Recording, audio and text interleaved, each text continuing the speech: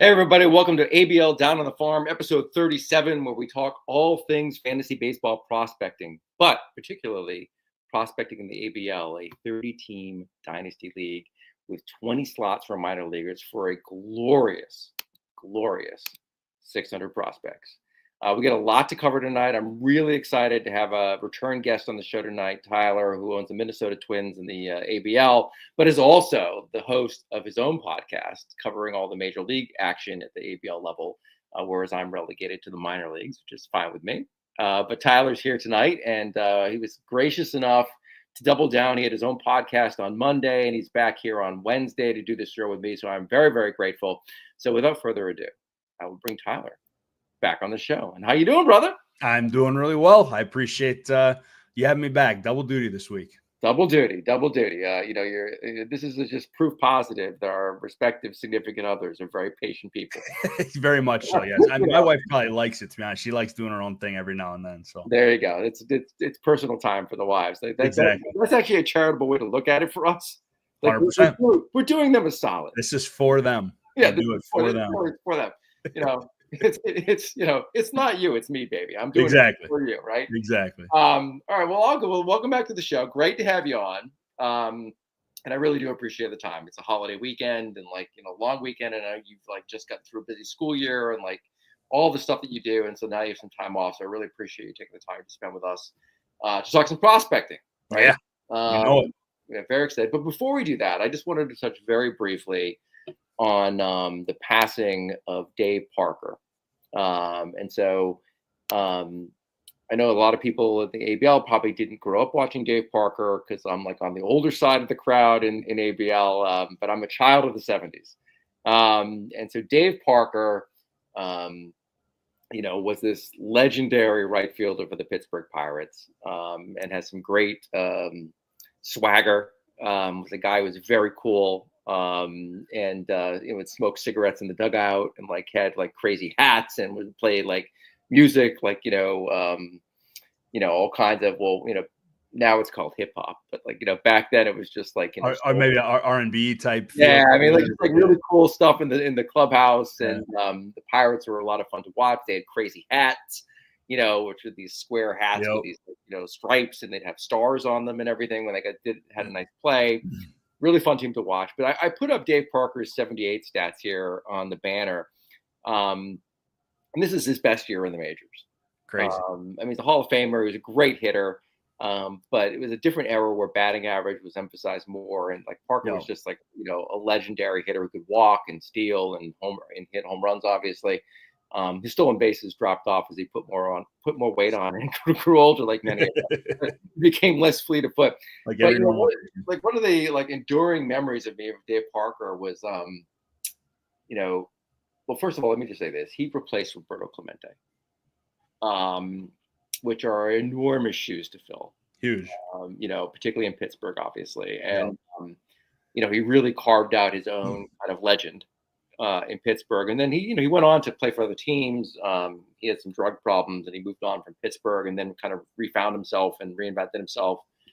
Ended up winning a second World Series in Oakland with Tony La Russa. But one of the famous stories about Dave Parker is not his hitting, but his right arm, where he threw out two batters in the All-Star game. Okay. From deep right field, and they are just cannon shots. They're these legendary throws. And just what sticks to me, because I have this enduring image, because the Pirates had these awfully ugly yellow uniforms, so they all look like big bumblebees, right? So Dave Parker was a big bumblebee, but maybe to be kind to Dave, we'll call him a yellow jacket. He turned around, did a little pirouette, and just gunned from way back at the wall, the warning track. Awesome. Gunned the guy out at third, and then did it later in the game at home plate with Gary Carter catching at home. When you think about it, it's so funny that I'm sorry to interrupt you. It's so funny you said that, because as we had talked about before, most of my references to him are based on social media. That's kind of where I saw it. People talked about it. It's so funny. The two things you basically just mentioned, I searched him on Twitter, just looked it up. The first picture that came up was him smoking in the dugout. The second picture that came up was actually a post by the Expos on the day that he died that said Dave Parker with an absolute cannon to Gary Carter at the 1979 All-Star game. Yeah. Right as you said that, it came out. I was just like, that's absolute bomb from right field. I mean, and it's interesting. He was not like a great fielder, but he had a cannon of an arm. Awesome. And it's just funny that that's like the image that you come, because he was such a great hitter. Yeah. Right. But those two moments in the All-Star game, back when the All-Star game actually meant something and people watched it. Yeah.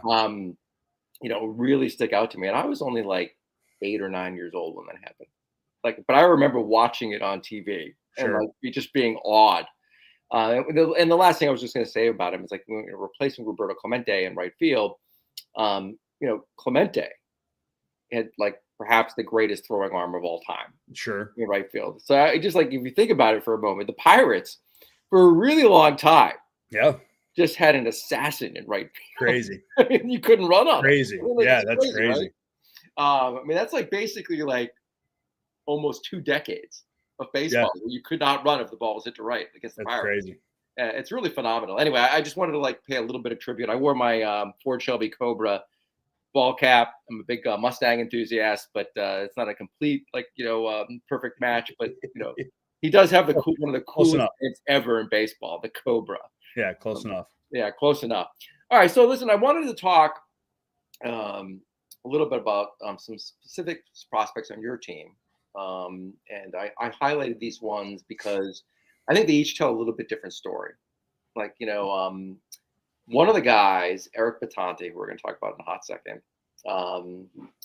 You know, maybe he's a little like, I'm interested in your perspective on it. Maybe he's a little disappointing right now. Maybe he's like a project. I don't know how you're thinking about him, but we'll talk about him in a second.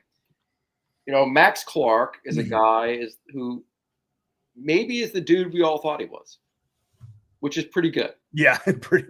You know, like I was looking at his numbers here tonight. We'll talk about them more specifically, but I was like, you know, this is like what I kind of thought Max Clark was going to be. Right. So we'll talk about where he is in his progression and how you're feeling about owning him. You obviously spent some draft capital, you know, to acquire him and everything. And then Sean Linan, Dodgers pitching prospect, who is kind of more of a pop-up guy Very much in so. the last year. Right.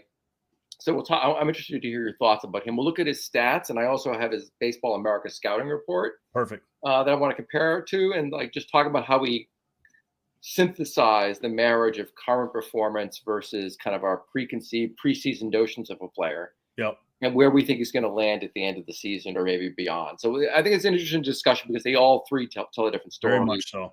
Yeah. And I know we wanted to talk a little bit about pop-up prospects in general. So I thought Linan kind of fit into that. Yeah. Right. And so with the reduced fab in ABL the last couple seasons and how we're seeing it play out in terms of prospecting. And then I wanted to focus on the DSL. Yep. And some specific prospects down there because we're kind of at the, you know, almost the midway point. Yeah. In the DSL, right? So it's like, you know, a time when you're like thinking to yourself, is there really gold here, or is this like just a fake nugget, right? I mean, like, what is this I'm looking at, right? Yep. And everybody has a different, you know, approaches to the DSL and different risk tolerances. I'm obviously somebody who's very happy to roster them, and other people are more reluctant. I know, for example, you don't have a ton of DSL guys in the 230 team that we have, so let's talk about that too. But you know, having like laid out the kind of like, you know, agenda for this evening, maybe we'll jump right into it. Sounds great. And talk a little bit about Eric Bitonti.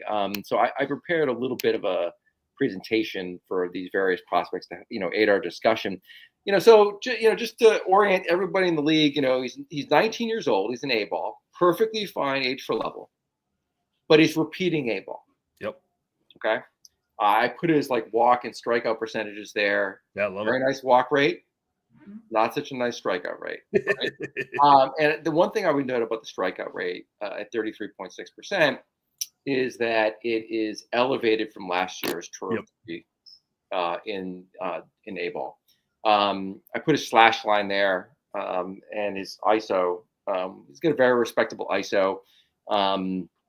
not amazing, but very respectable. Like 200 is kind of the benchmark you want to see for a power hitter. So he's right around there. Yep. And these stats are as of last night. So like, I don't know what he's doing today, but like this is up today. And this is based on 289 plate appearances in the A-ball. So that's a pretty good sample size. Very much so.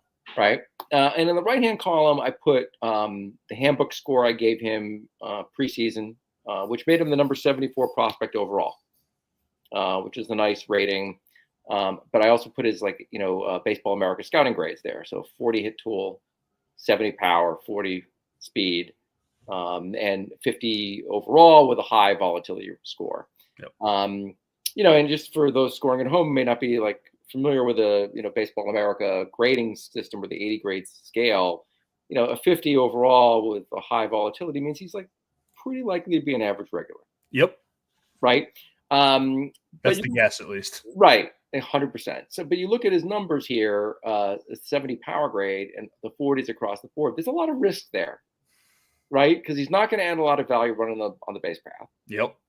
And he may not get on base a lot, but the power can carry, particularly in a points league. And I'm interested in your thoughts in that context.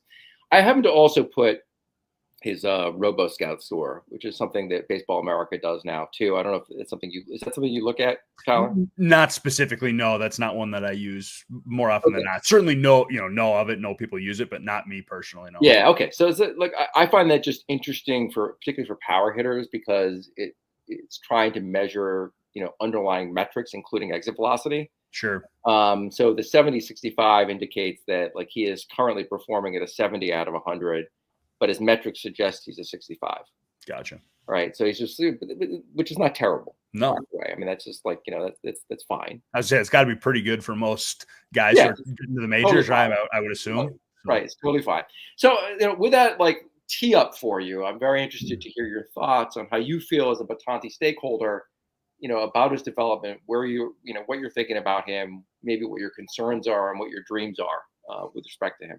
Yeah. I mean, I believe if I remember correctly, and I should have looked this up, but I forgot. I'm pretty sure I got him as a 5th round pick two years ago. I'll look at it. Yeah, I think it was as a 5th round pick. And the last time I was on this show, you and I talked extensively about how we share very similar evaluations at times, especially when it comes to the basic height, weight type of players, right? Yep. We like, tall, lanky guys in a sense, athletic guys. And especially for a guy like Bitonti, he's done some shortstop, done some third base in the past, 6'4", almost 220. I mean, that is, for me, prototypical. You look at a guy who, if he makes it to the majors at that size, I would imagine he has a pretty decent chance to, as you said, at least be a regular in a lineup, which for me, unless I'm talking about maybe the Max Clarks of the world, I'm looking at anyone in that certainly 50 to 100 range to just be a guy that plays every day, right? Because not every player can be Ohtani. Not every player, right? We just can't obviously have that, and we don't. So that was the first thing that I think stuck out to me and why I took a shot on him in 5th round. Obviously, I looked it up, by the way. Your memory's a little charitable. He was 3rd round. Oh, 3rd round. I thought it was maybe there's a different 5th rounder I'm thinking of, but could be. Either way, overall pick in the 3rd round. Yeah, and I'll take which is not an insane pick in 20 before him. Yeah, exactly. If I can get it, I guess if you look at it from the perspective of he was 74 in the handbook, I think he was, around if you look at other lists, he was probably around that 100-ish mark, to start the year, something like that. So yeah, for a 3rd round, if I can get top 100 prospect for a 3rd round pick every year, I'm all right with that. Yeah. But yeah, so that was what stuck out initially, why I kind of wanted to take a shot on him. And then he obviously last year kind of flew up boards because I pulled his stats up here too. He was hitting 320 in rookie ball, which is where he kind of first started to gain a lot of the attention, especially from a power perspective, which was great. But he had 43 walks to 61 strikeouts. Yep. Which is obviously an incredible ratio. And then what I think is actually kind of interesting is he had 181 at bats at rookie and then 113 at single A. So not equivalent, but certainly not meaningful, right? He still had a bunch of at bats at single A, and he only hit 221. Yep. And he still ended kind of last year, it felt like, to me at least, on a higher note for people. People still thought that, the power was still there. The walk to strikeouts got a little bit worse. But so for me to kind of speak to what you were talking about in terms of, repeating maybe potentially being seen as a disappointment, he's hitting 247 this year. So certainly better than he was last year. So I look at that as a positive. He's also got 12 home runs. Yep. Which I think is great. The biggest thing to me, as you pointed out, is that walk to K ratio. But man, if I just look at something like a guy like this who has this type of physical profile, if he can figure out how to rein in the Ks, that he certainly has the possibility of being an everyday guy. Hitting in a 4, 5, 6 spot and being a long-term regular at minimum. Yeah. So, I agree with, a lot of what you just said. And, I'll just amplify a couple points. I mean, we obviously play in a points league, which is very deep. Okay. So I think Bitonti for me is a guy that in our format is worth owning and is valuable. Whereas if I was in a 12-team league or a 16-team league that had a batting average as a category, he's a lot weaker prospect to own. Makes a big difference. Right. So context matters. Yes, very much so. Always the case. And one of the reasons he's attractive to me is because of his walk rate. I mean, that strikeout is alarming, but he's like walking a good pace, which means he's going to get points that way. Mm-hmm. He has a decent eye. He just has some swing and miss issues. Yeah. Like he has to improve his contact in the zone. Correct. It's not like this guy is like wildly chasing pitches outside of the zone, and that's good for a hitter, right? I mean, like you want them to be like swinging at pitches that they can drive. Yep. Just not making enough contact. I do worry a little bit that he's going to end up at first base. Yeah, could. Right. And the reason I say that is something I've covered in other shows, and I think you're tuned into as well, is that, look, there's just a lot of competition at first base for at bats. It's a position that a lot of people can play relative to, outfield, short, and even third base, which is his other potential landing spot. And his profile, because he doesn't add a lot on base paths, and he's actually a base clogger. Yeah. You know what I mean? He's somebody that could lose at bats over time, particularly if he has a slump because of his sure. So like there's a little like volatility there. Again, in a 30-team league like ABL, like that's fine. That's just not everybody can be Ohtani, right? Yeah. Just a guy that gets at bats, right? We see posts all the time for people that are just looking for guys that are getting at bats, right? And that's it, as you said, the context of this league is what matters at the end of the day. 100%. And so like, the profiles that he kind of reminds me of are like, a Taylor Ward guy. Sure. Who may have a year where, and the other kind of comparison who's had a kind of like a roller coaster value is like Hunter Renfroe. Yeah. Right. I mean, like, there's some years where he's like really valuable and other years he's cuttable or like, nobody wants him. He could land anywhere in that spectrum to me. Sure. And there also could be a year like, Eugenio Suarez right now where he just smashes like 35, 40 home runs. Goes nuts. Yeah. And if he's in the right lineup, he gets RBIs and all those other things. Like, so he's an interesting prospect. I would really love to see him get promoted. I agree. This year would be great. Yeah. I mean, that's kind of the question you want. Right. And so like, what is Milwaukee doing with him?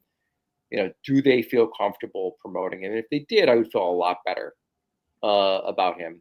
And I know that you and I have had some trade talks about Bitonti, and so he's a guy that I like, but it's all the context of acquisition cost, right? Yep. And so I was going to mention too, to your point about the first base piece as well. Just look how many players and even high profile players we've seen move from other positions to first base just because it's the easiest position for them to move to. Yeah. Right? And so I think to that context of kind of what you're saying is like, the acquisition cost for a guy like this, especially if you think he might be a first base guy long term, might be lower because it's right. Because that's not when you have so many players who are filling in at this position, so to speak, right? That makes a prospect potentially less attractive. So which makes total sense again in the context of this league and how guys are, because it's 2 now, right? For how many games you have to play at a position to it's very have it. So it's like you're essentially, if you play first base, you're eligible there. So it's like the people that are doing that are going to be or the people that are maybe doing it at a high level are few and far between. There's going to be so much there. In terms of the breadth of talent. So totally you bring up an excellent point. League rules matter, and like I think all the first base prospects, have taken a hit because of the eligibility issue, right? Totally. I can find a first baseman, and Evan and I were talking about that last week on the show as well. Yep. And I think one of the things they did this year in the handbook is I created position scores. Yep. And first basemen were the third lowest value. Yeah. Next to catchers, and then pitchers, because just the volatility of pitchers. But it's an interesting dynamic in terms of how we game our prospecting and think about this from a competitive perspective. I would much rather see Bitonti end up at third. Me too. And get advanced to high ball, right? I mean, that's what you want to see, right? Bring the Ks down, keep the walks where they are, hit a few more homers, and just stick because fielding too. From my understanding, from what I've seen, he's not below the curve there. He's plenty fine in the field and, does well there. So it's much more just going to be about his ability to move and his ability to bring those Ks down. Yep. Yeah. And I actually don't think his profile needs to bring down the Ks a ton. Not a ton. You would like to see it 28% or below. I'm probably being greedy by saying that, but I would love to see it as low as you can possibly get it. Yeah. That would be great. Of course. I would like to see it below 30. Yeah, that'd be great. Right. That'd be great. All right. So here's an interesting story. So that's enough about Bitonti. Let's talk about what I view as a very happy story, which is Clark. So this is a guy you drafted 7th overall. Okay. And I will tell you, this is 2 years ago, 2024, you drafted him 7th overall. Yep. This is a guy that I thought for a hot second was going to fall to me. So I was in the round, I was just after, I can't remember exactly which pick I had that year, but I was watching this guy fall and fall and fall. Yeah. I couldn't believe he was falling. I was and then you jumped in and picked him, and I was yep. All right, great. I can't remember who I picked, but whatever, right? Yeah. Right. So all right, so Clark, I have his numbers up here. He's 20 years old and high A and repeating. Yep. Okay? Which you don't like to see. No. It's okay. Seems to be more of a trend these days too now. Yeah. Surprisingly. Right. So, just over 300 plate appearances. I put up his amazing walk to strikeout ratio there, which, by the way, completely consistent with what he's done everywhere. Yep. Right? Yep. I put his ISO up there, which is kind of pedestrian, but not awful. And he's got 12 steals, which I added in there because if you look to the right, his Baseball America scouting grade, 60 hit tool, 55 power, 70 speed, 60 overall high volatility, right? And by the way, the high volatility, that's actually a good score for a prospect, right? Yeah. Okay. So, basically what this suggests is that he's going to be a potential all-star. Yeah. Right. And you see the handbook score I gave him beginning of the year, and I had him ranked 14 overall. Yep. Out of the top 100. And when I look at these numbers, I was saying to you before the show started, in the studio, he's basically the guy I thought he was. Pretty much. He's going to be a terrific number 2 hitter, maybe a 3, maybe a 1, who's going to get on base, steal bases, probably develop into a guy who hits 15, 20 home runs. Something like that. Yeah. 20 would probably be an all-star type of year for sure. Yeah. But that's as he gets older and more physically mature. I mean, that may be in the wheelhouse. Yep. Still 20, 30 bases, depending on the year and the circumstance. Stolen bases can be driven by managers and the decision makers. But, I still really like this profile. I like it a lot in ABL, a points league.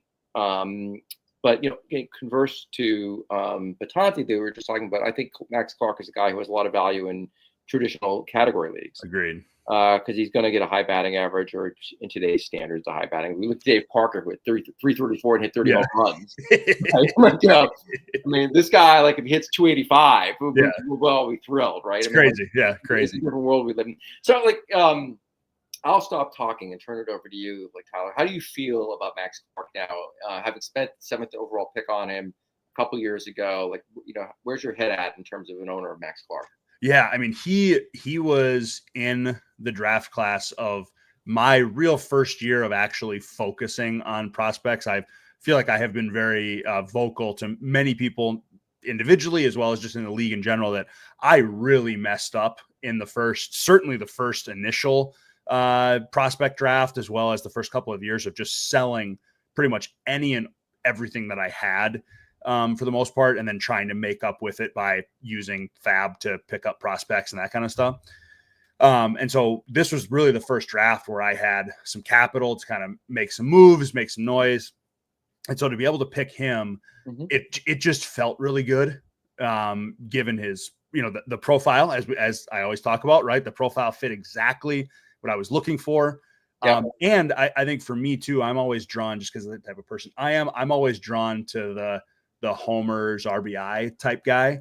And so the fact that Clark drew me so much as not really that guy, much more of just an overall really good baseball player, makes me really excited. And I think honestly, he's obviously repeating high A, as you said, but the fact that his batting average is about 10 points higher than it was last year is a really positive sign to me, right? He's making all the positive movements.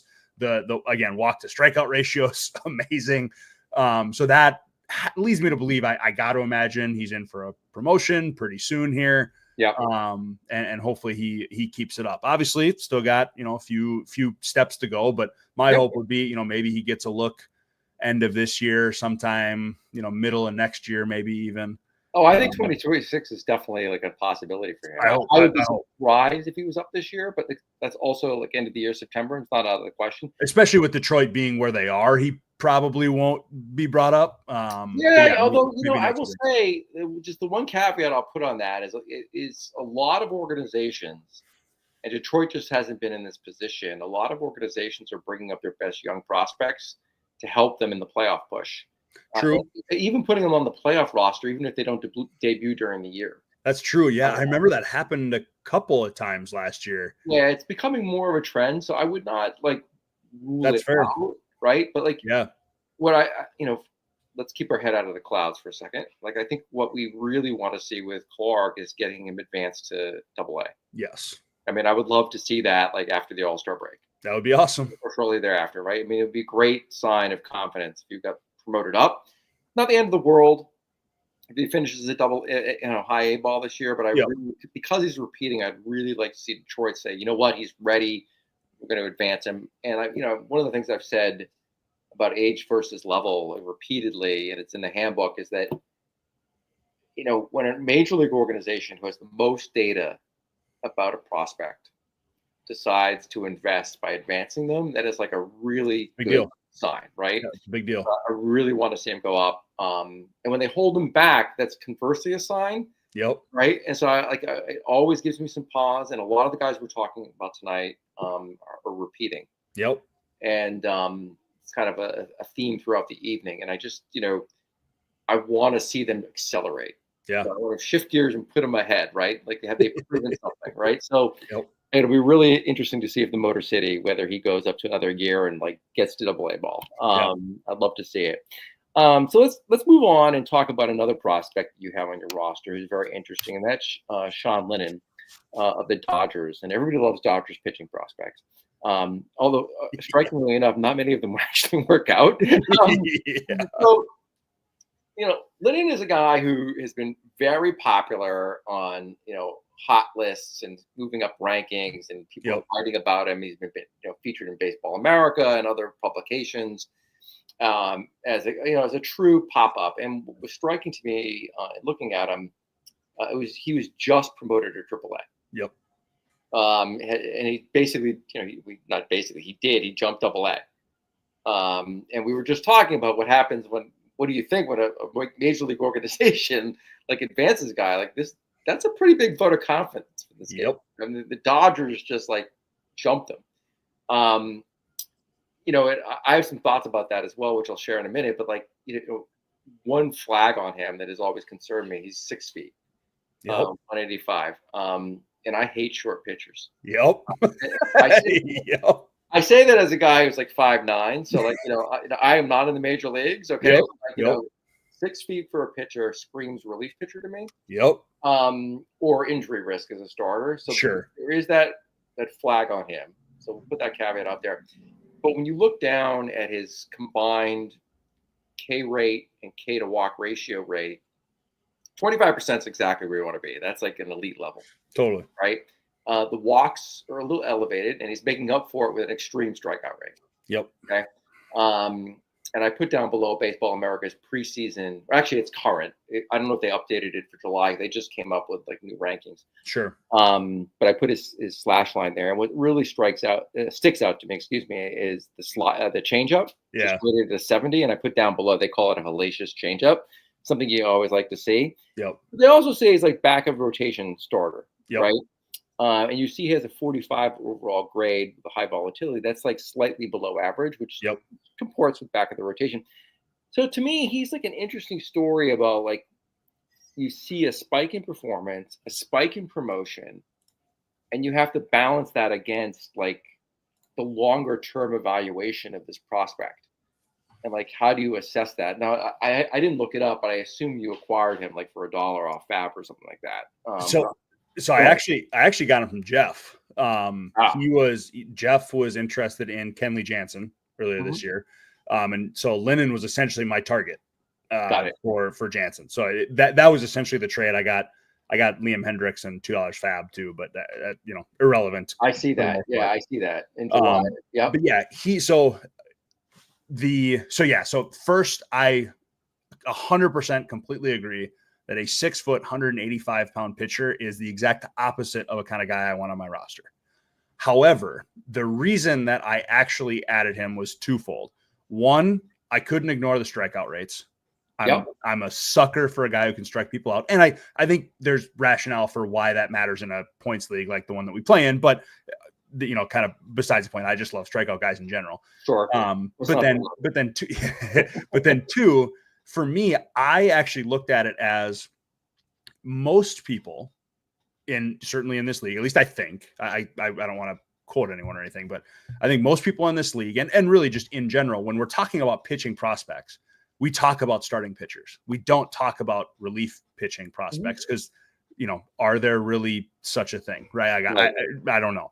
So, but to me, I looked at it and said, if there was going to be a relief pitching prospect, this guy would probably be that guy if he ends up not being a starter.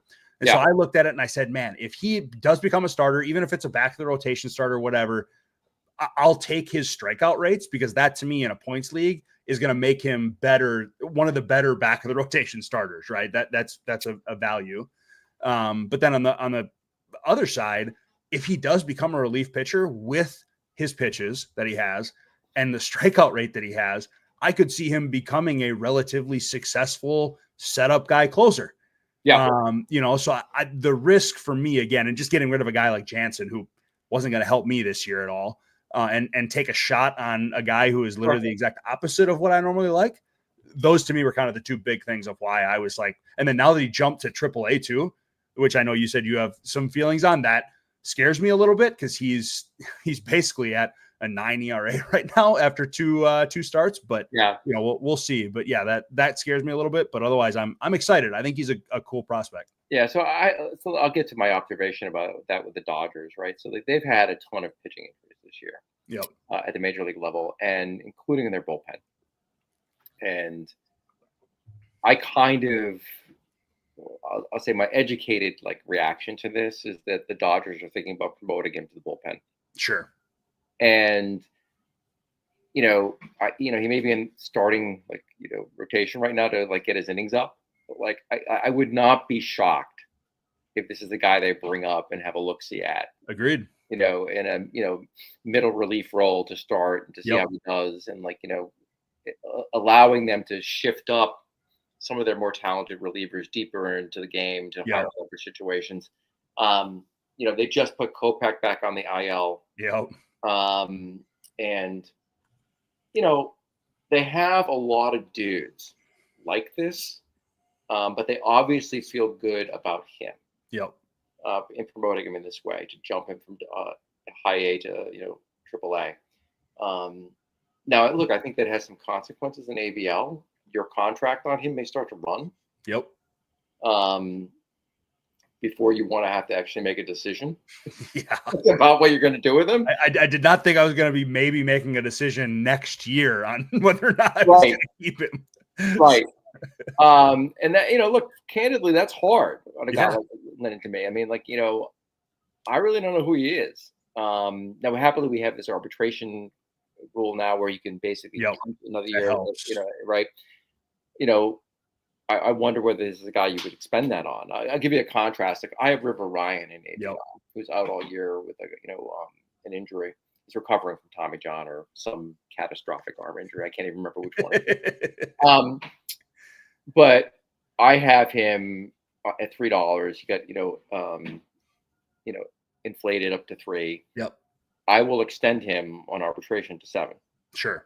Just to see what he does next year. But he is a guy who profiles as being a mid-rotation starter, right? And so, I'm willing to do that and eat the $4 to say what is going to happen with this kid and see what he does.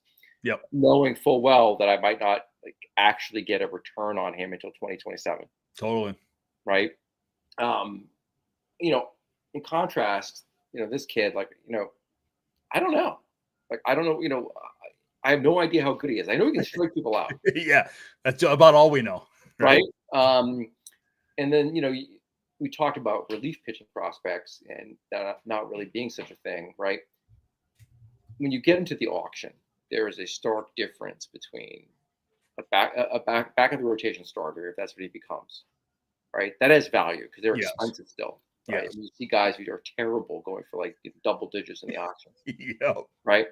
Versus relief pitchers where you can acquire guys even off the waiver wire during the year who end up being really good, valuable setup men. Right. 100%. So it's an interesting kind of economic decision I think you're going to face. Yeah. But he's certainly kind of an interesting prospect right now, just from a pure evaluation standpoint for me, because I think in a 30-team format, he may have more value, in fantasy baseball than he does in real baseball. Totally. It's kind of an interesting kind of, completely agree. Right. Yeah, completely agree. I think it's an interesting way, obviously, to look at it because some players are like that and other players are the exact opposite, right, as well. But yeah, that was why I felt like taking the risk on bringing him in was worth it because I have, honestly, it to me, and again, whether there's truth to this or not is I guess up to the beholder, but to me, it feels like I have double the chance of him providing points for my team, right? Because he either is going to be a back end starter who, if I get him at the $1 contract, or I will take that for sure, especially if he's pitching for the Dodgers. That's a good chance for me to earn some points there. And if he's a relief guy, which maybe, depending on how you look at him, would be a better role for him anyway. Yep. He's still going to score me points there for cheap anyway. So that's kind of something that intrigued me as opposed to, trying to go for some starting pitching prospect that is going to have Tommy John next year. And, I might get a return out of him and I might not at all. Whereas this guy looks like I get double the chance of getting the return. So yeah. Assuming he doesn't have Tommy John. Exactly. Correct. 100%. Which, given his strikeout rate, who knows, man? Who knows? All right. Well, again, an interesting guy to me, to talk about, just from a gaming perspective, if nothing else. So, let's transition just briefly to talk about a more general topic, which is something you wanted to raise, and it kind of is going to dovetail into the conversation we're going to have later in the show. Yeah. Which is, prospecting at this time of the year with a fab budget. And in ABL, a couple of years ago, we went from $50 fab at the beginning of the season to $40. Yep. And it has certainly constricted how some people approach things. So, since you raised the topic, I wanted to turn it over to you to get your initial thoughts out, why you wanted to talk about this, why you thought it was interesting. And I'll just preface it by saying that you and our teams are in different places this year in terms of the competitive level at the ABL level. I've obviously dumped and moved off. I'm planning for next year or beyond, right? And you're not exactly in that position, right? I mean, I've pretty much dumped too. I think I'm only one of 3 teams that only has single-digit wins this year. For what it's worth, you're doing better than me, maybe. I don't know. I was just saying. I'm looking right now at maybe I'm assuming everybody's better than me. I only have one more win than you. I'm 9-30. You're 8-31. Good. I'm glad you're on the show. I was like, man, you're giving me a lot of props that I don't think I deserve. We both suck. So tell me why you wanted to talk about this in particular, and then I'll share my kind of thoughts on it as well. Yeah. So I really, one of my main motivations for bringing it up on your show is because Cal and I have talked about it multiple times on our show. But in case anyone only watches you and doesn't watch us, I figured I'd bring it on here as well. So I was like, why not? But I think specifically when it comes to, and this is again coming from someone who, there are so many of you, yourself included, in this league who know so much more about prospects than I do, that to me, using Fab has always been about, how do I fill my lineup? How do I always have enough guys every day scoring me points, right? Because that's, in my opinion, the best way, obviously, to win every year.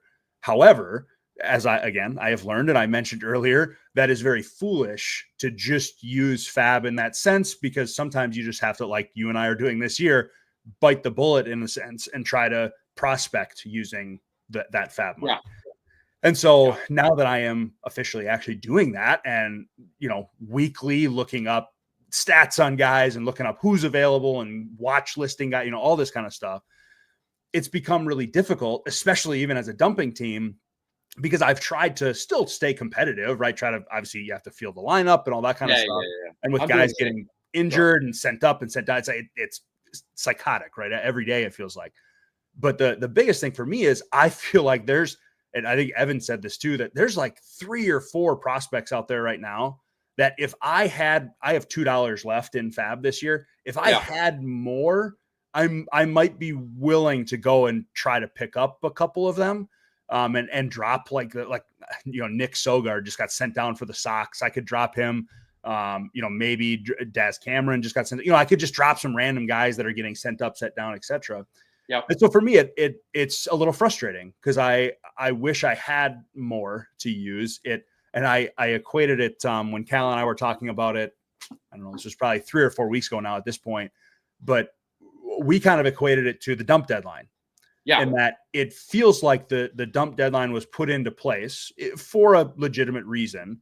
But now reflecting on it, we maybe instituted it in a way that, while yes, it solved the problem, it created another one that is almost worse in a lot of people's eyes. Mm-hmm. And so it feels like that from the Fab perspective as well, that, well, the Fab wasn't necessarily being used, right? That was kind of the rationale for making it more rare, which could lead to more action. By adding in the dump deadline, we took away that action, right? And then now, because Fab has almost become too valuable to the point where there's only a certain number of teams that actually want to trade it. I am not one of those teams anymore, right? Even if I had Fab, I would not trade it for picks or for anything. And so I think that's a very important point to bring up, is that the people who want the Fab don't want to keep their Fab and trade for other Fab, but the Fab that is able to be traded for is few and far between. Yeah. So it makes it very difficult to do. Yeah. So I'll tell you my perspective on this, which is, I think it really matters in evaluating your Fab how strong your minor league system already is. Okay. And so, for better or worse, whether it's right or wrong, I went into the season in the handbook with a number 1 rated farm system. Yep. Okay. And you can disagree with that, or whatever. The point being is it's a highly rated system, right? Yeah. I feel very good about my prospects. Yes. So there are actually few moves that I want to make, and it has to be the replacement cost has to be there for me. Like I really 100%. have to feel like I'm upgrading. Yep. Right. And it has actually constricted me in trade conversations. Totally. Right. Where I'm like, yeah, this prospect is interesting, but like you're not upgrading my system. I might not keep him. So I'm not going to trade for him. I mean, and I have this conversation frequently. And it, I think it frustrates other owners because they say like, well, can I get this major leaguer from you?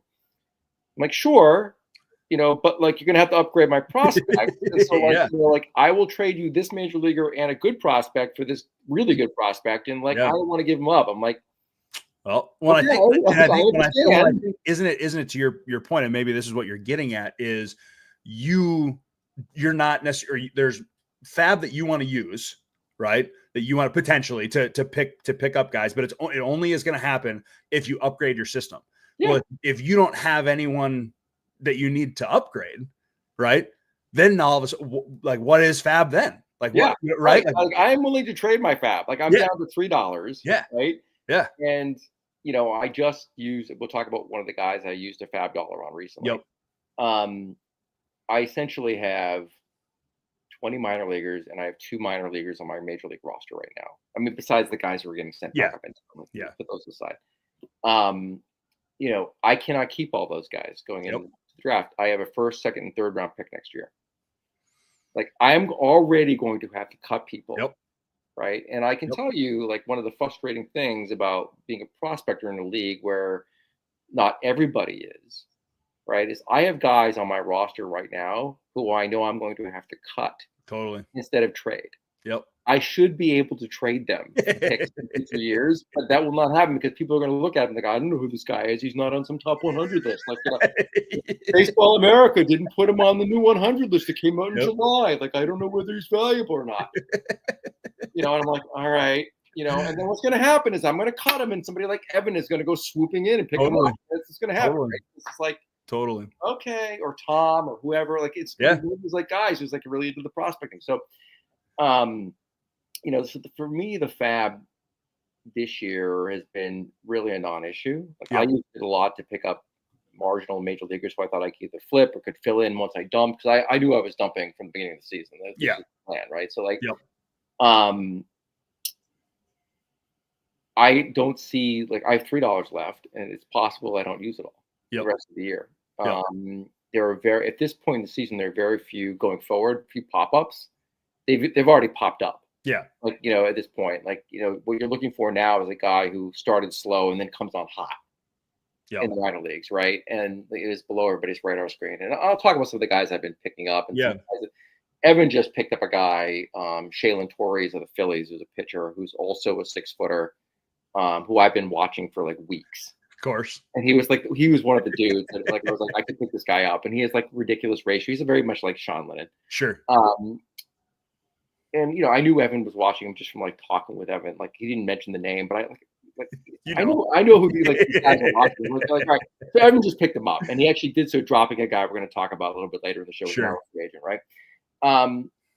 But that's the kind of talent that's out there, and there are a handful of guys. Like, these dudes, but like, I have essentially one guy right now who I'm willing to cut. Okay. One dude, and like, as I said, I already have 2 dudes on my major league roster who are minor leaguers, which means like, like, I can't, like, I'm not, like, if I cut this guy, I'm not really making room. I mean, like, so I would love to make a trade where I trade, a couple prospects for a prospect I like more. Yeah. But those are harder deals to get.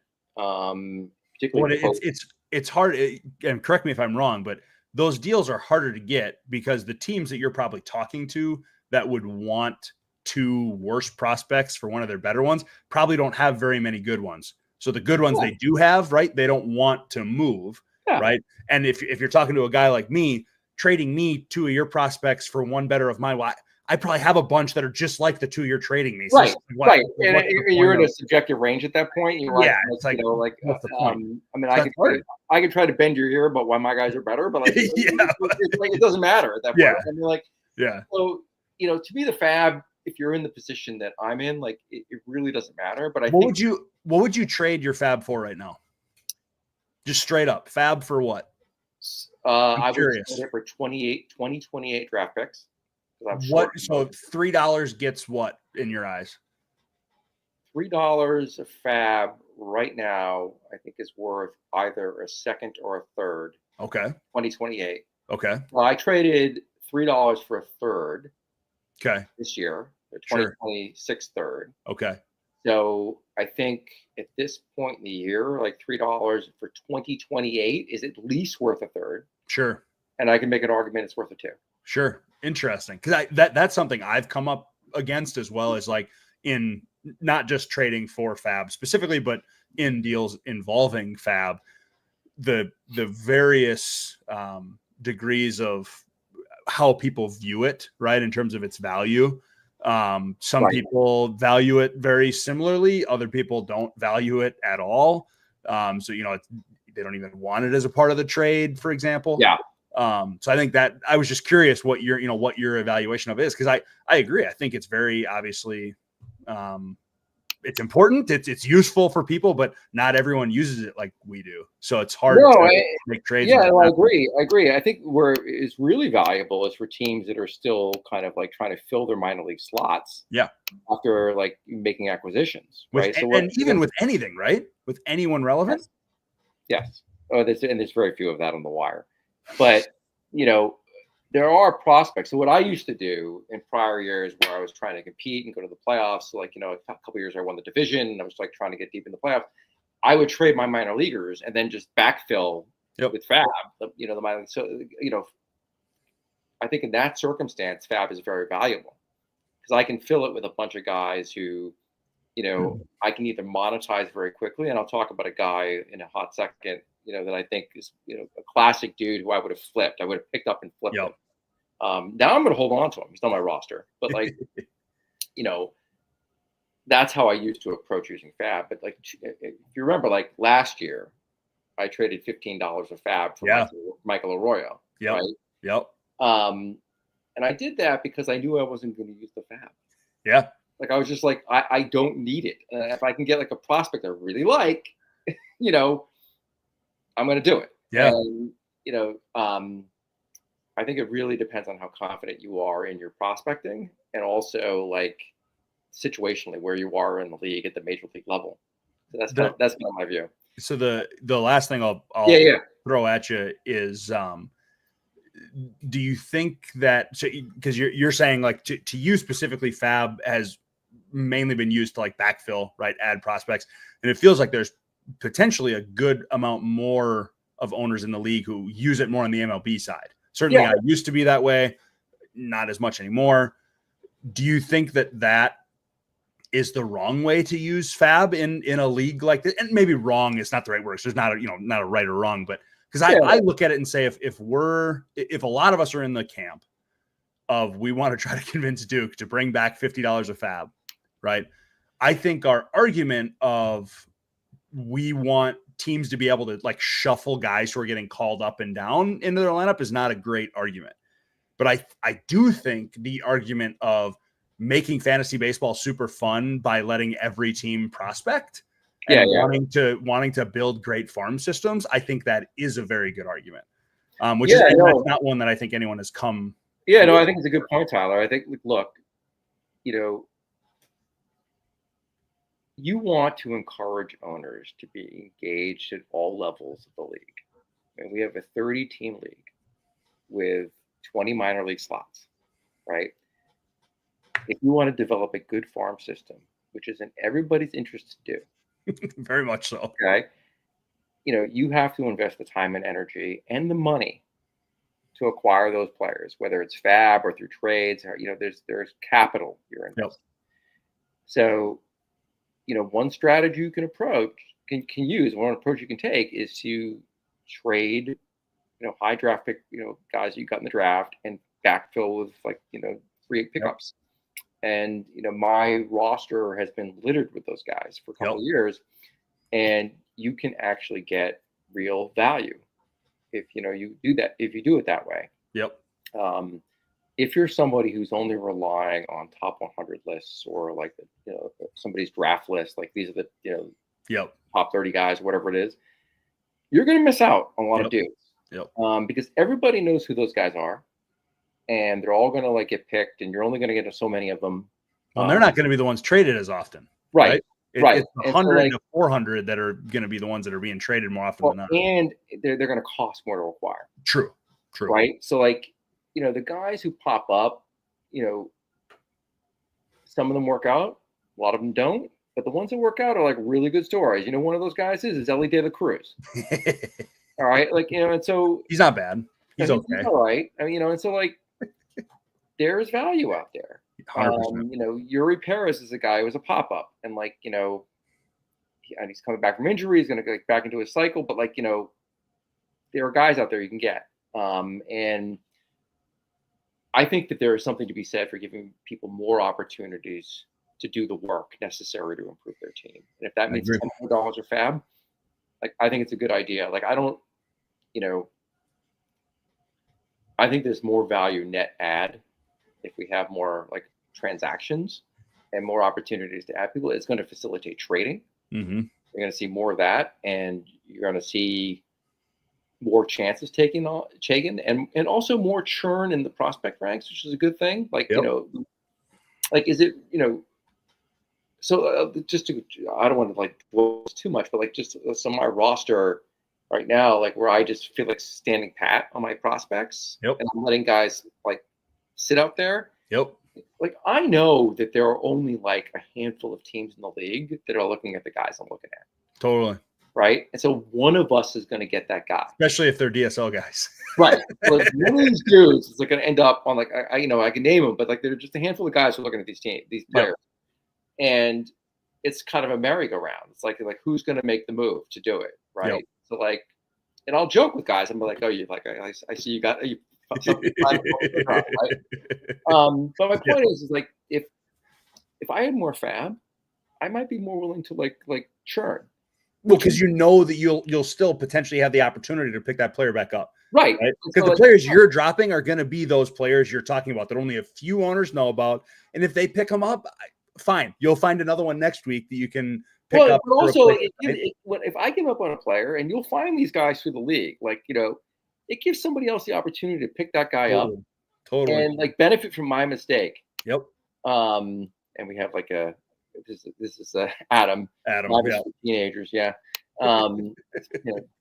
Thank you, Adam. So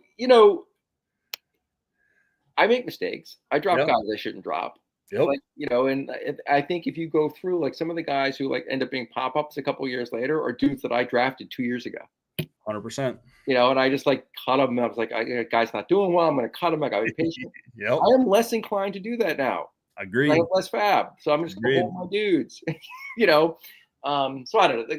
I think there's something to be said for having more opportunities. And it creates more kind of like entertainment in cutting and adding guys. But like, and I also think we've done a good job of like replacing owners who weren't focused on prospects and like the holistic approach to things. Very much so.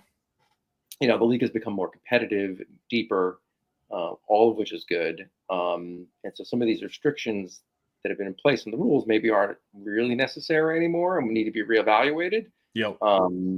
But ultimately, Daddy Duke has to decide that, I guess. But let's talk about the DSL for transition to that, because we still have a bunch to cover. And I love talking prospecting, but I'm conscious of time as well. Totally. So, I think it's fair to say that we have very different approaches to the DSL, and mine is well documented. So I'm interested in hearing about yours. Sure. And like how you're thinking about them, particularly given the context you're in now. You've been a team that's usually been very competitive, and like you're trying to rebuild the minor league system. So how, and you said you only have $2 of fab, right? So like, how are you thinking about the DSL now? Has it changed at all? Like, are you still like wary of them? Like, what's your mindset? So I have two sort of key pieces about the DSL. First and foremost, I don't generally like prospects that are 18 years or younger. I don't.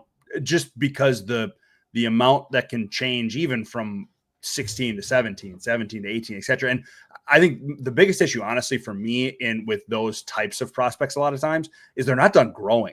I don't know what their profile is, right? Specifically, just even from a height and weight perspective. So that a lot of times can change the position they end up playing. So to me, it seems like it's a lot bigger risk on trying to evaluate those players and spend the time to do it.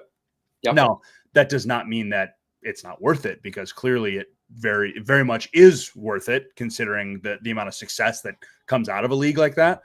But for me, I think that's first and foremost, is I don't tend to look at prospects like that unless, and this is my second piece, unless they are a guy like Junior Caminero.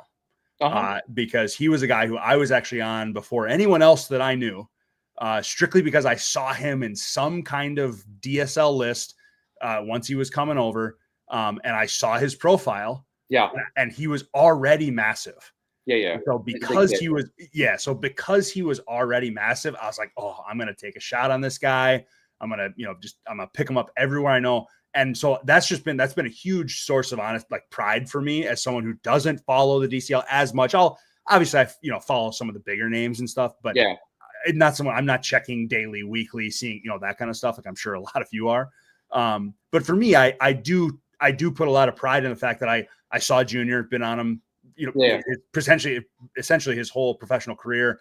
And then there's, a few others here and there that I've taken shots on that either haven't panned out or I'm still waiting to kind of see. But that's kind of been my take, is I don't put as much time in it, because I feel like I am much better at evaluating talent that is older and maybe more mature in a sense. Yeah. I don't have the eye, I guess maybe you could say, like you probably do, and Evans and Tom's of the world, but that's kind of my take and how I. So, I don't think it's so much like an eye. Like I think it's like risk tolerance, really. Sure. Than anything else. Sure. So, you were 100% right that there's extreme risk with all these DSL guys. Any prospect, whether it's DSL or coming out of high school, a prep prospect. Yeah, same concept. Yeah. Right. Your point about physical maturity is absolutely like a flag for all these kids. Like you don't really know what their projection is going to be. You can guess. Yeah. But that's what it is. I mean, like, and you don't know what kind of work ethic they have. A lot of them have not had the coaching or the structure. The institutional structure, I was going to say, of like, being gym rats or all these things. Yeah.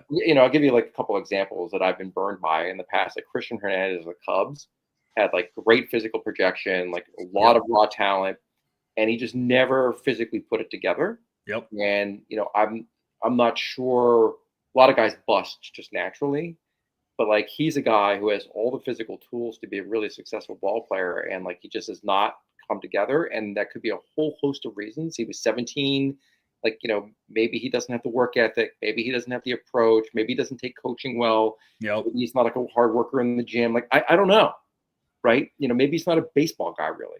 Like, where in contrast, you get guys who have been through a college program or through like a real feeder school in high school, where like they're like getting just trained on how to be a baseball player. Yep. So there's definitely risk. That volatility at the DSL level, what it has done for me is like just attune me to, cost acquisition. And so I much rather spend less in draft picks on DSL, 5 draft picks. So I've like ratcheted down like where I'm picking guys. Yeah. I'd much rather acquire them in the 3rd round or later. Totally. And also through Fab. Because one of the things I've like, found with the DSL is that there are so many really talented young Latin players being, put into the DSL every year. And I mentioned young because they're physically just not mature. And this stuff can come together very quickly. Yep. So, the pop-ups that happen at the DSL really interest me. And there are certain statistics I look for, certain metrics I look for when I look for a pop-up. And, if anything is a discerning eye, I would think that is what it is. Sure. What to look for at a DSL. Oh, yeah, knowing the stats, yeah. Right. Like, and what to dismiss as noise. Like, and so now I focus very much on like, 4th, 5th round draft picks and like Fab acquisition. I love having those late picks. I'm all about it. I mean, like, so like, there are a ton of guys I can pick up and I can churn them because like the cost acquisition is so low that I'm like, all right. And then some of them are going to hit. Yep. Not all of them will, but the cost is so low, I don't care. Yep. Right. So I think it's like happily for me, a very untapped resource still, even in a 30-team league. There are just people who are like risk averse to it and won't do it. Sure. So I'm in that pool, and like, as long as my appetite is not so great that I'm overreaching, which I've done in the past. Like totally, I have to check it. You know, I'm like, I can see that. no, like, don't do it. Like, Yep. And I'll talk about a couple examples later in the show about exactly that kind of paradigm. So, like, like, I think, and when we talk about some of the DSL guys we're about to talk about, I'll like point out the things that I look for, like in a DSL player, and the things that I don't care as much about, given their age and where they are. Sure. So why don't we dive into it? And like the first two I wanted to talk about are actually two guys that I highlighted earlier in the year when Dylan was on the show, and I was introducing the handbook for this year. And that's Chris Rodriguez, who is a outfielder for the Detroit Tigers, playing in the DSL now, and Michael Coret, who is an outfielder for the Tampa Bay Rays. And I highlighted them, and I'll just put the portion of the handbook that I talked about with Dylan. So I illustrated kind of how the scoring in the handbook works, the grading, and like how little difference between prospects can actually lead to a big number difference. So you can see in here the little paragraph that's underneath that like Baseball America actually graded these two prospects exactly the same. All right, like across the board. All right, and the only difference in their handbook grade was a slight delta in the Major League Pipeline scouting grade between the two players. Yep. It otherwise would have been exactly tied. It's crazy, right? And so one of the things that I think it illustrates that it's important is that the evaluation of prospects and where people rank them, right, is not a science. No. Right? When you're talking about young players like this, particularly 17-year-olds, it is entirely possible, and I said this on the show with Dylan, that Coret will be a much better player than Rodriguez. Yep. Like we just all conceptually in our head have one ranked above the other. Yep. Right. And so I know, like, Baseball America just came up with a ranking of their top 100 list or whatever, which I haven't looked at, by the way, because I hate rankings and I don't look at them. Like, one of my complaints about them is like, there's not really any kind of like explanation about why somebody's 50 and why somebody's 55. Yeah. Or what the difference is between that. Like, and this kind of illustrates the point to me that these guys are so close physically, age-wise. The Rays are a very good developmental organization. The Tigers have done a nice job as well. Like, who's going to be the better major leaguer? Now, one of the things I noted on the show with Dylan, and I'll take this off the screen and just return to the other thing because I have a slideshow for this too. Is that Dylan spent a second-round pick on Chris Rodriguez. And one of the things that, I wanted to do, because I passed on Rodriguez, to take Levy Sterling of the Pirates, and then I passed, on Coret, who was very high on my board, to take Dasan of the Twins in the in the second round. I'm sorry, so I had 2 second-round picks, and I got Coret in the third round. Okay, so Dylan and I were talking about like Rodriguez in the second versus Coret in the third, and I have since traded Coret in a deal that netted me Ryan Sloan of the Mariners, who I had ranked as the 14th overall prospect going into the draft. Yeah. Right. Like I'm very happy with the net of all this. Like, yes. I basically like sent up my third-round pick and a major leaguer for my first-round pick. Yep. It was one of my sleepers in the first round. Great, so we'll see if I can pat myself on the back after his Tommy John surgery, but that's a different story. So I just wanted to check in on Rodriguez and Coret and where they are doing right now in the DSL. Right. Still a very limited sample size, as you can see on the screen. Rodriguez is on the left, Coret is on the right, right? And one of the things that stands out to me is the strikeout rate. Okay. Again, they're both 17-year-old hitters. They both were given a 40 hit tool by Baseball America. Okay. When you see a player like Chris Rodriguez striking out 24% of the time in the DSL against inferior pitching, because what you don't hear a lot about is like good DSL pitchers. Do you? True. Right. True. Usually they have to repeat to be good. Yeah.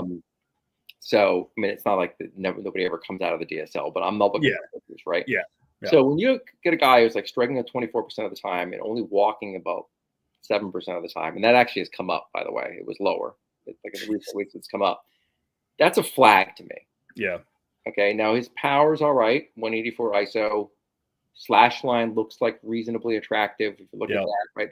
The stats, but like I had concerns about Rodriguez, particularly as a second round value because of his hit tool, right? And I would much rather draft a guy like Coret in the third, right? Because the same hit tool, right? Yeah. So I shied away from Rodriguez, and we'll say this kid has a lot of power. He's a great athlete, but can he hit? Yep. And so when I see 24% strikeout rate in the DSL, that concerns me. Yeah, that's tough. All right.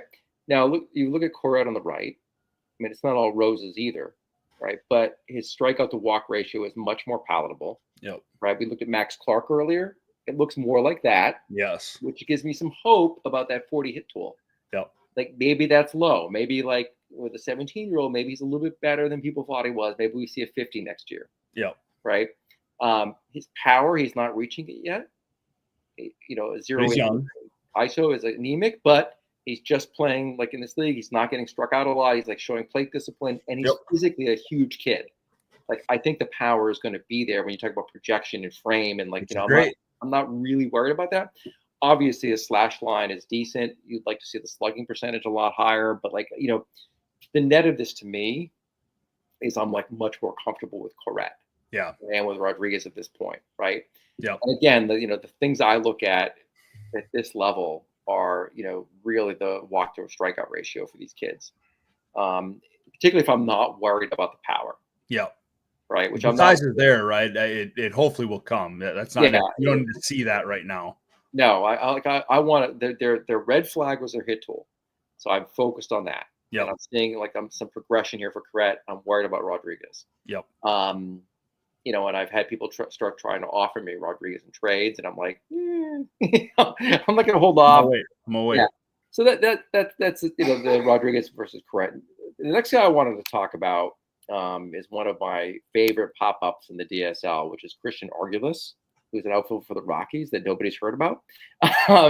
Yep. And what's interesting to me, I've been watching this kid for several weeks, and I picked him up in ACL a few weeks ago, where my roster is a little bit different and I have more flexibility with my minor league system. So I took a chance on him. Yep. And I'll explain why I was even hesitating to take a chance on him. And I finally pulled the trigger in ABL and picked him up.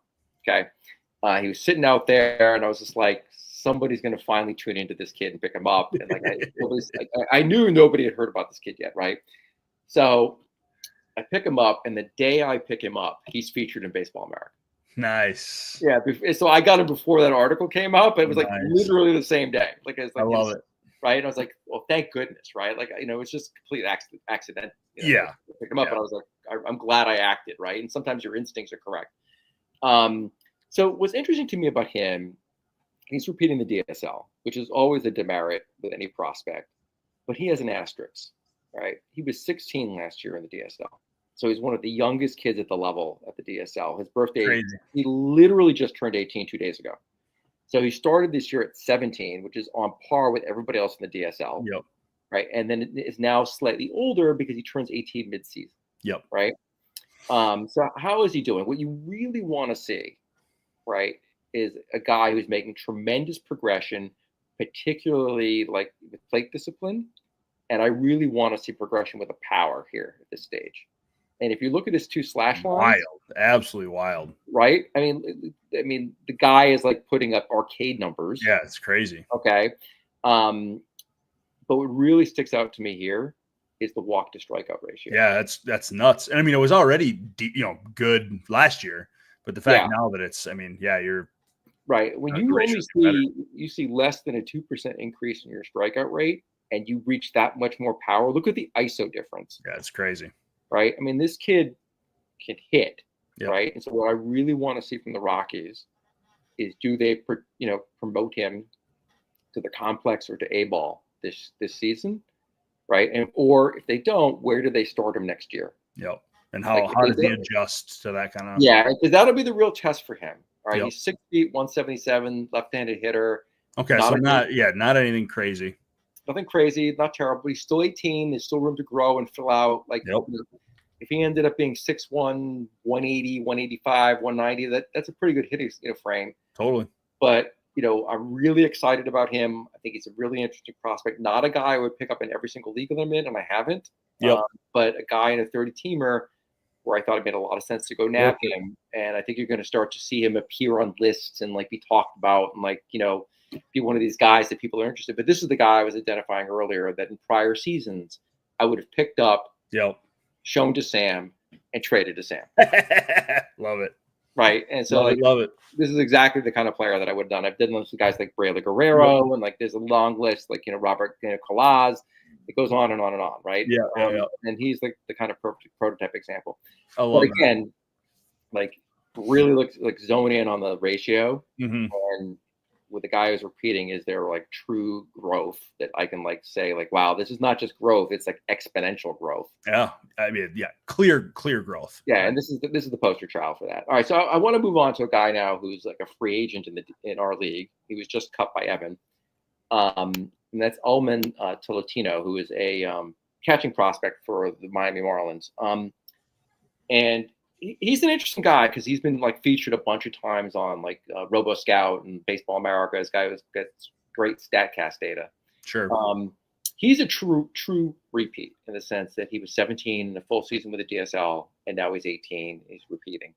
And you can see his relatively anemic numbers in 69 plate appearances last year at the DSL. Again, very few plate appearances. And these are all small sample sizes. All right. Like, if we look at he just has 83. It's 102 for Arguelles, right? Which is a little bit better, but not like a ton more, right? Yeah. So you don't want to over-index on any of this with these kids because they're so young. But 18, 6'1", 160, it's a little slight. The other thing I would flag here is he's a left-handed hitter, but he throws right. I don't necessarily like that. Like guys who don't hit from their dominant side, like when you're like a catcher, like it just always worries me a little bit whether they ever reach their power. It's interesting. Right. So I just, it's not a death knell or anything. I just like noted that. I was like, but if you look at his ratios, again, very impressive, walks more than he strikes out. And he has ridiculous ISO right now. Yeah. The numbers this year are crazy. Right. So again, exponential growth, right? A position that I don't really love investing in, a catcher, right? Takes a long time to get to the majors at that position, right? It'll be very interesting to see what the Marlins do with him rest of the season and into next year. Yeah. I would love to see a guy like this get promoted to like A-ball and skip the complex and just see what he does. Because he'll be 19 next season. Yep. And that would put him on par with everybody else, like basically an A-ball. Age and size, he's certainly right there. He fits kind of the main demographic you see at that level. So right, I would love to see that and see how he does. But like, so Evan just cut him, right, in favor of Torres, who I mentioned earlier about the Phillies pitcher, who was like spreading a bunch of people out, right? And I was joking with him, and Evan and I were actually talking about Tolentino on the show pre-show, in like the studio. Gotcha, sure. And Tolentino's a guy that I just cut in a different league. Okay. To pick up this guy. So I thought it was like they're both interesting dudes to me and kind of highlight the theme that we've had tonight about repeating a level and what I'm looking for. Like I think this guy's worth investing in. If I was a team that had just cleared out my minor league roster to build up my majors, through acquisitions at the dump deadline, this is the guy I'd be looking to add. Makes sense. Because like why not for $1? Yeah, I mean, why wouldn't you? Right? Why wouldn't you? Again, what I look for is like right in that like strikeout to walk ratio, right? Yeah. And notice again, 69 plate appearances is a tiny sample size. His strikeout rate has gone down like 20%. It's crazy. I mean, it's a different player, right? I mean, it's just And you raised a good point, Tyler. Like implicitly, like given his age, he might be a different player. 100%. You don't know what a year does. Yeah.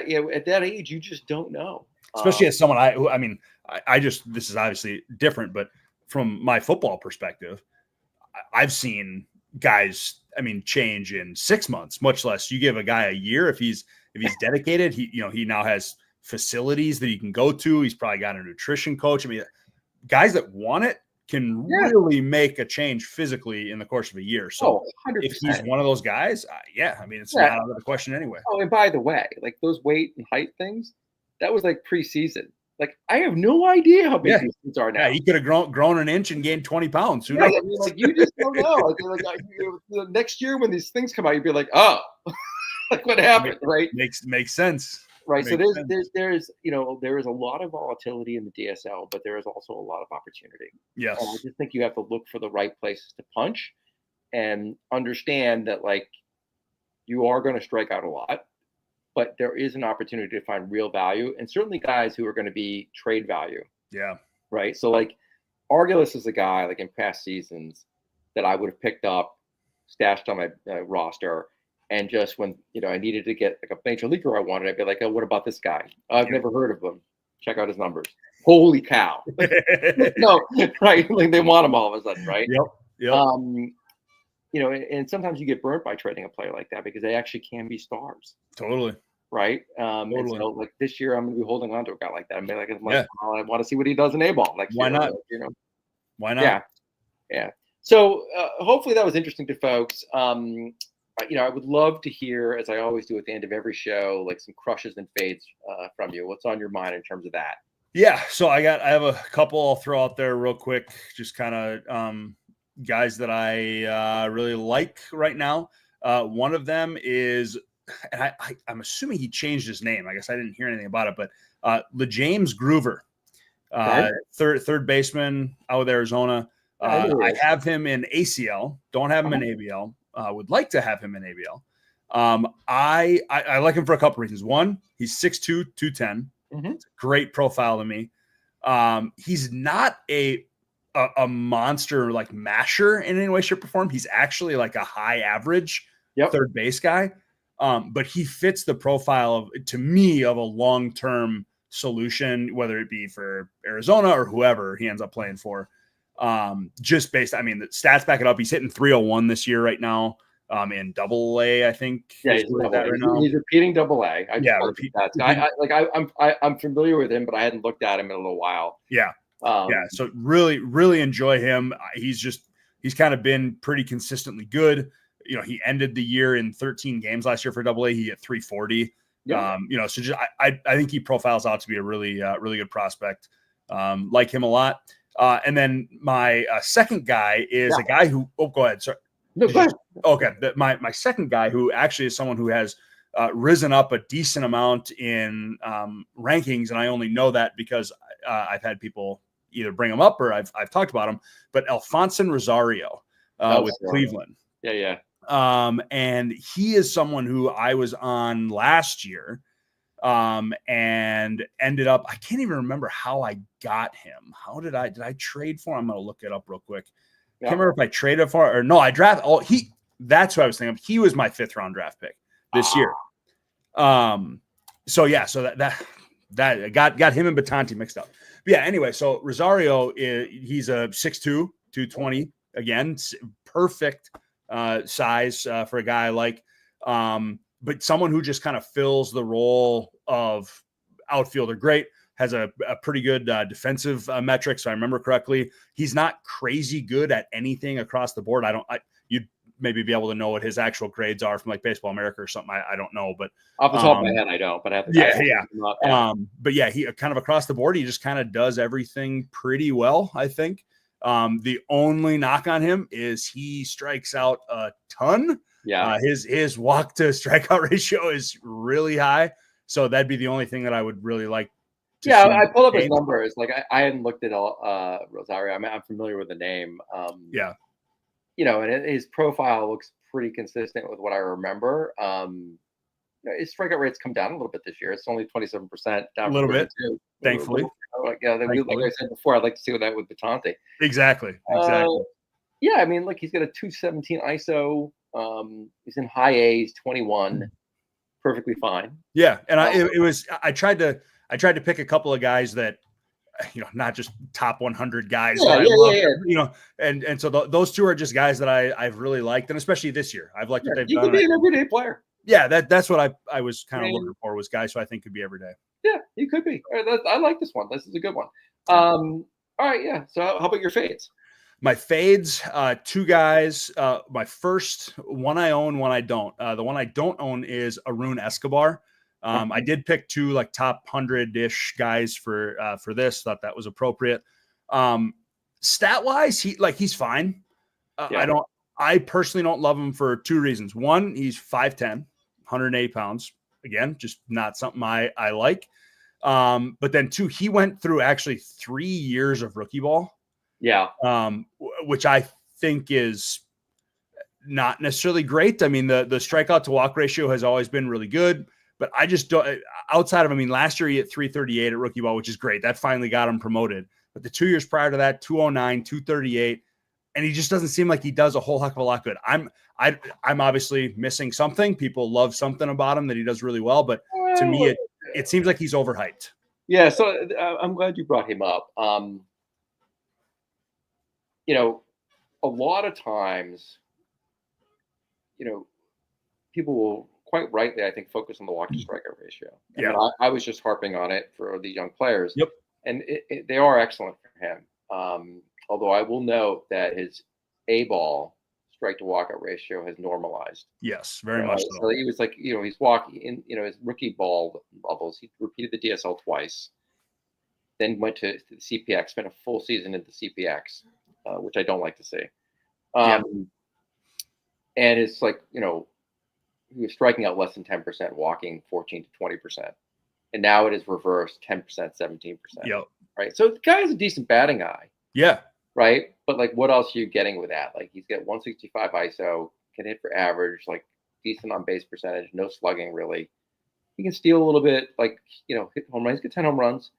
Again, this guy could profile as like a decent everyday player. Totally. And I think what's interesting to me is that he's almost a top 50 prospect for people, which is, again, you look at him versus Rosario, like the biggest difference there being the strikeout to walk ratio, right? But I mean, outside of that, from a just strictly profile perspective, the 3 years of rookie ball, as you mentioned earlier, like that really worries me. And the fact, the 5'10", 180, yeah, 5'10", 180, man, it's just like, boy, oh boy, I don't know. I mean, that, you know, maybe he could be a bench guy at some point, but as a top almost 50 prospect. Well, this again is why I loathe lists.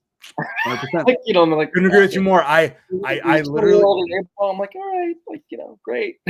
Yeah, and I don't know how many people are actually watching or will check it out, but I think one of the things, a huge change that I made for this year and started to last year was because I used to, again, as I've mentioned, I was very new to the prospecting, all that kind of stuff. I was the guy who was using lists when this first started.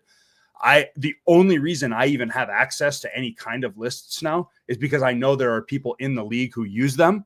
And I try to coordinate my own rankings with, like, okay, I have this guy as a top 100 or what, you know, whatever that might be, just to make it so that, you know, the conversation's a little easier.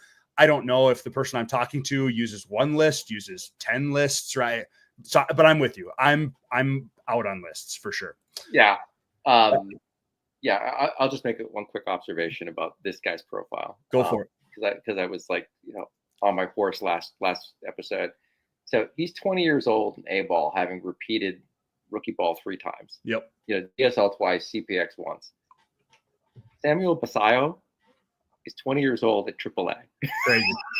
That's crazy. AAA. He got promoted at 19 to AAA. Nuts. Right?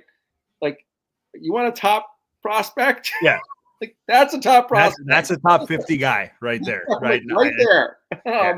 Just this so guy, weird to me. Not so much, but yeah, I mean, like, he's on lists. Yeah. Do you have another fade? Yeah, the last one, and it pains me to say this, but the guy I just traded for, Connor Prelip. Yes, Connor. The only reason, and I'm simply fading him because I know most everyone else in the world is fading him, and so I'm just kind of saying it as a token fade, but I'm also fading him because he is the exact type of player that I would fade had I not been a Twins fan or actually. I was going to say that was a homer trade, Tyler. 100% it was. 100% it was. Zach was very gracious to even consider trading him to me, but you know, I want success for Connor. I hope to God he comes back and can pitch to his potential, because it is to me a high end type of guy where, I mean, he could be at minimum a 2-3 starter for sure for the Twins. So but yeah, I mean, right now with the injuries and surgeries and all this kind of stuff, it's so hard to see a guy like him. And he's a top 100, top 125 ish kind of guy still after all the injuries. And that's hard. That's hard for me to buy. Yeah, this brings up another topic that we've talked about. I've talked about on the show before too, which is injury risk pitchers in particular, but just in general, and the damage it does in terms of their development. I mean, I pulled up Prilip's numbers. I hadn't looked at them recently, but you want to talk about small sample sizes because of injury. That's the story of his career, right? Yep. I mean, but when he pitches, he's electric. 100%. And the hard part is too with the small sample size is because of the injuries. He's not. They've already said he's not going more than 5 innings this year. Yeah. Which it's like, man, for a guy at AA, you're not at 24 years old. You're not going to have him go more than 5 innings. That means he's at least a year away from probably even getting a look of any kind. Yeah, right? I talked about this last week about Noah Schultz with the White Sox, who the White Sox have been babying along, and I just traded for Schultz, who I love. But it does stunt their development when you baby their innings. And I mean, Schultz doesn't even have the injury history of Prilip's had. Yeah, they just are moving along, but it really, I think that Schultz would be in the major leagues right now. 100%. If he had been developed normally, and with the team he's on, there should be no reason that he's not. Yeah. So now, he's struggling with his command and getting in his head. Right? Is that because he hasn't been able to go and he's adjusted his pitching to a way that he has to readjust to who knows? Yeah. Right. And is he on the Mackenzie Gore path to victory? Where he's going to have a couple years where he struggles with his command and everybody's thinking about it, right? But who knows, right? Yeah. Prilip is on the Daniel Espino track. Yeah. Which I just hope with a better Stallone and ABL. But but I look, he's got a ton of talent. And again, it's all acquisition cost, really. 100%. Well, listen, Tyler, really interesting to talk with you as always. Hope you had fun. I certainly did. Very much so. And maybe we'll turn you on to the DSL one day. But we should definitely do this again and figure out a way to have a kind of joint podcast down the road. You know it. And for everybody watching this now or watching it later, in the interim, just remember to ABP. Always be prospecting. Love it.